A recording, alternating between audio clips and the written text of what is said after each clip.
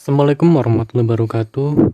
Kami dari kelompok terakhir dengan materi keterampilan mengajar untuk kelompok kecil dan besar.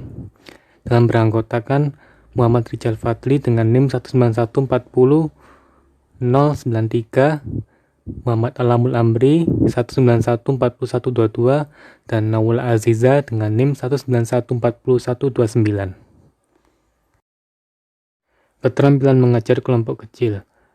Menurut para ahli, diantaranya Sukiman, yang menjelaskan bahwa keterampilan ini adalah salah satu cara yang dapat dilakukan oleh guru untuk dapat memvalidasi sistem pembelajaran yang dibutuhkan oleh siswa, baik secara klasikal maupun individu.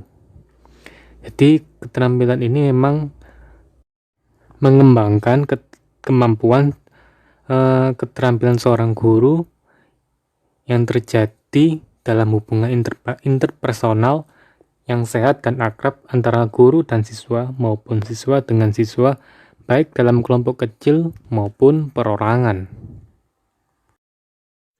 Baik, selanjutnya tujuan keterampilan dasar mengajar kelompok kecil. Menurut Hasibuan dan kawan-kawan dan Wardani Igak mengemukakan tujuan keterampilan mengajar kelompok kecil yaitu yang pertama memberikan rasa tanggung jawab yang lebih besar kepada peserta didik, kemudian mengembangkan daya kreatif dan sifat kepemimpinan pada peserta didik, memberikan kesempatan kepada peserta didik untuk belajar lebih aktif, membentuk hubungan yang lebih akrab antara pendidik dan peserta didik maupun antar peserta didik. Dengan begitu, secara umum tujuan dari keterampilan mengajar kelompok kecil yaitu meningkatkan rasa tanggung jawab terhadap diri sendiri, membimbing peserta didik untuk menjadi peserta didik yang lebih aktif dan kreatif, serta belajar sikap yang baik untuk menjadi seorang pemimpin. Menurut Mulyasa, keterampilan mengajar kelompok kecil memiliki tujuh komponen, diantaranya yang berkaitan dengan penanganan siswa dan penanganan tugas. Komponen yang pertama, memusatkan perhatian siswa pada tujuan dan topik diskusi, di mana siswa merumuskan tujuan dan topik yang akan dibahas pada awal diskusi, kemudian memukakan masalah-masalah khusus, selanjutnya mencatat perubahan atau penyimpangan diskusi dari tujuan, dan yang terakhir merangkum hasil pembicaraan dalam diskusi. Yang kedua, memperluas masalah atau urunan pendapat, di mana tugas guru adalah dalam memimpin diskusi tersebut dan memperjelasnya dengan menguraikan kembali atau merangkum urunan-urunan pendapat atau ide-ide siswa tersebut menjadi jelas. Kedua, memberikan komentar siswa dengan mengajukan pertanyaan-pertanyaan membantu mereka agar mampu mengembangkan ide tersebut. Yang ketiga, menguraikan gagasan siswa dengan memberikan informasi tambahan atau contoh-contoh yang sesuai dengan kelompok hingga kelompok memperoleh pengertian yang lebih jelas. Komponen yang ketiga, menganalisis pandangan siswa, di mana dalam menganalisis ini dengan guru mampu menganalisis alasan perbedaan tersebut dengan cara meneliti apakah alasan tersebut memang mempunyai dasar yang kuat. Yang kedua, memperjelas hal-hal yang disepakati dan yang tidak disepakati. Komponen yang keempat, meningkatkan urunan siswa, di mana dalam meningkatkan urunan pikiran siswa ini, guru harus memberikan peluang untuk mereka dalam mengajukan pertanyaan-pertanyaan yang menantang siswa untuk berpikir. Yang kedua, memberikan contoh-contoh verbal dan non-verbal yang sesuai dan tepat. Yang ketiga, memberikan waktu untuk berpikir. Yang keempat, memberikan dukungan terhadap pendapat siswa dengan penuh perhatian. Komponen yang kelima, menyebarkan kesempatan berpartisipasi, di mana dalam menyebarkan kesempatan ini guru bisa memberikan cara dengan mencoba memancing urunan siswa yang enggan berpartisipasi dengan mengarahkan pertanyaan langsung secara bijaksana, kemudian mencegah terjadinya pembicaraan serentak dengan memberikan giliran kepada siswa yang pendiam terlebih dahulu. Kemudian mencegah secara bijaksana siswa yang suka memonopoli pembicaraan. Yang terakhir, mendorong siswa untuk mengomentari urunan temannya hingga interaksi antar siswa dapat ditingkatkan. Komponen yang keenam, menutup diskusi.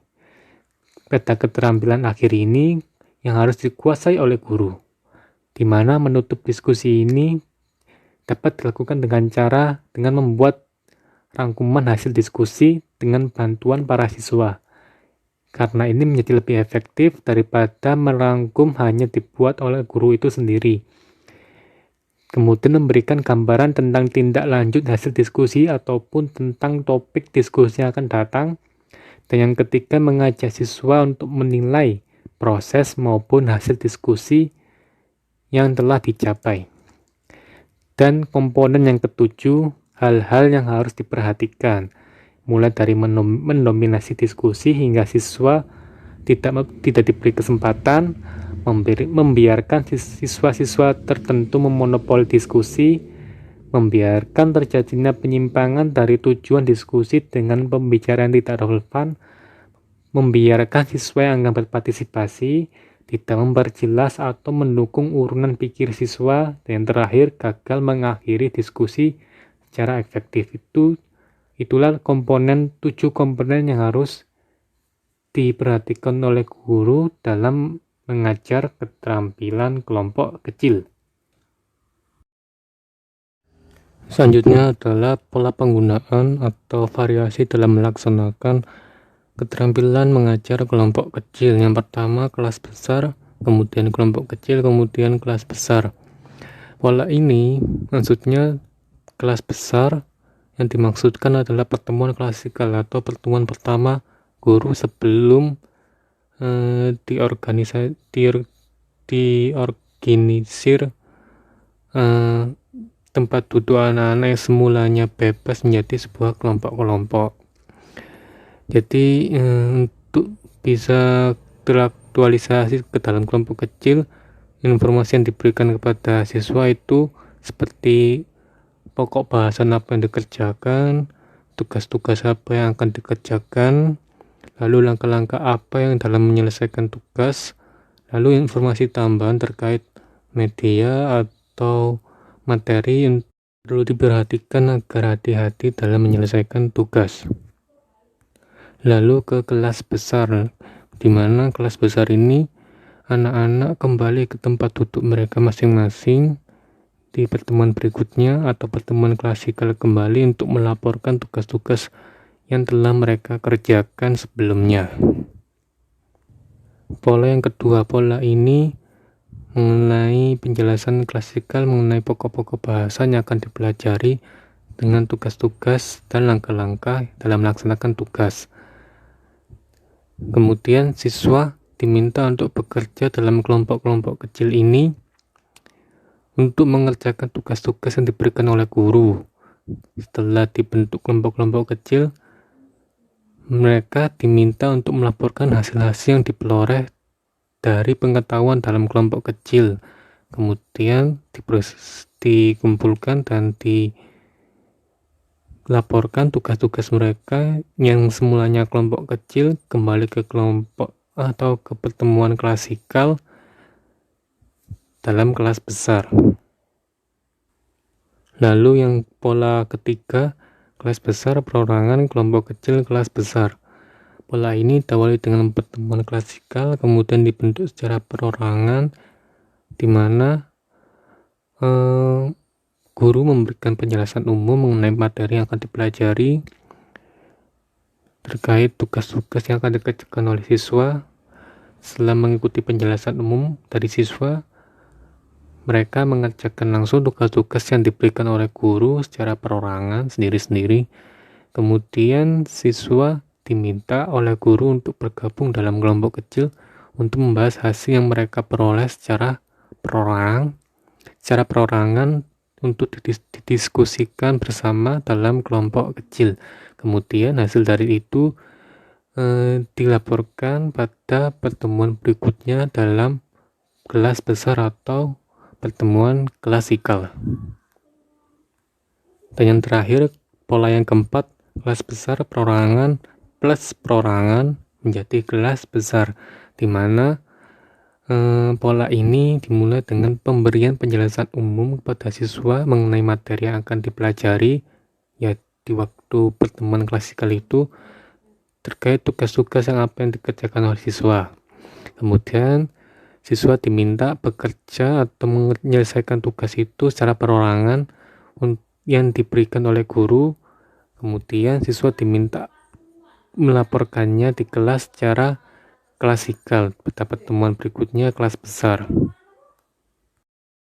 Baik, kali ini saya akan menjelaskan tentang keterampilan mengajar kelompok besar. Jadi kelompok besar atau big group merupakan kelompok yang memiliki jumlah anggota relatif besar dan biasanya terbentuk dari beberapa kelompok kecil yang masing-masing kelompok menangani tugas tertentu. Keterampilan mengajar kelompok besar merupakan kemampuan seorang guru dalam mengembangkan terjadinya hubungan interpersonal yang sehat dan akrab antara guru dan siswa, maupun siswa dan siswa dalam kelompok besar. Kelompok besar ini juga ditentukan oleh jumlah anggotanya atau jumlah siswanya, yaitu kurang lebih sekitar 20 orang lebih. Itu disebut bisa dikatakan juga kelompok besar. Untuk yang selanjutnya yaitu variasi keterampilan mengajar kelompok besar. Yang pertama ada variasi pengorganisasian. Variasi pengorganisasian merupakan keterampilan guru di dalam menggunakan bermacam-macam kemampuan untuk mewujudkan tujuan belajar peserta didik, sekaligus mengatasi kebosanan atau kejenuhan dan menimbulkan minat, gairah, dan aktivitas belajar yang efektif. Yang kedua ada variasi pengelompokan siswa. Dalam pembelajaran kelas rangkap atau kelompok besar ini, keaktifan kelompok merupakan salah satu kunci keberhasilan belajar siswa. Supaya guru dapat mengaktifkan kelompok, sebaiknya guru memahami prinsip-prinsip dasar pembelajaran kelas rangkap. Guru hendaknya terlebih dahulu memahami secara mendalam tujuan yang akan dicapai dan topik yang akan dipelajari oleh siswa. Untuk yang selanjutnya yaitu variasi penata ruang. Penerapan PKR atau pembelajaran kelas rangkap dalam satu ruangan memerlukan penataan ruangan yang lebih kompleks daripada PKR dalam 2 atau 3 ruangan. Untuk yang dilaksanakan dalam 2 atau 3 ruangan, penataan ruangan dalam hal ini tempat duduk siswa dan papan tulis diatur atas dasar kemudahan guru dalam mengelola secara bergilir kedua atau ketiga ruangan tersebut. Untuk yang selanjutnya yaitu variasi sumber belajar. Sesuai dengan prinsip khusus pembelajaran kelas rangkap yang antara lain menekankan pada perlunya pemanfaatan sumber belajar secara optimal, maka sudah seharusnya disadari perlunya memahami dan memanfaatkan lingkungan belajar secara optimal. Sumber belajar mencakup segala sesuatu seperti manusia, benda, alam sekitar, masyarakat, kepustakaan, dan hasil kebudayaan yang berpotensi memberi informasi kepada siswa dalam belajar. Yang selanjutnya yaitu variasi model implementasi. Untuk model pertama yaitu pembelajaran diawali dengan pertemuan klasikal untuk memberikan informasi dasar, penjelasan tentang tugas yang akan dikerjakan, serta hal-hal lain yang dianggap perlu. Dalam model pertama ini, setelah pertemuan kelas, murid diberikan kesempatan untuk memilih kegiatan dengan bekerja dalam kelompok atau bekerja secara mandiri atau perorangan. Untuk yang model kedua, pertemuan diawali dengan pengarahan atau penjelasan secara klasikal tentang materi, tugas, serta cara yang digunakan. Setelah itu, langsung bekerja dalam kelompok-kelompok kecil yang diakhiri dengan laporan kelompok.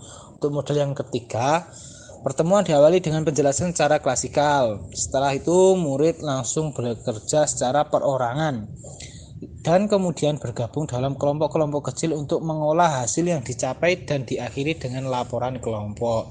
Untuk yang model keempat, pertemuan diawali dengan penjelasan klasikal tentang kegiatan atau tugas yang akan dilaksanakan. Setelah itu langsung bekerja secara perorangan atau mandiri. Selanjutnya, tujuan keterampilan mengajar kelompok besar. Yang pertama yaitu meningkatkan kualitas pembelajaran melalui dinamika kelompok.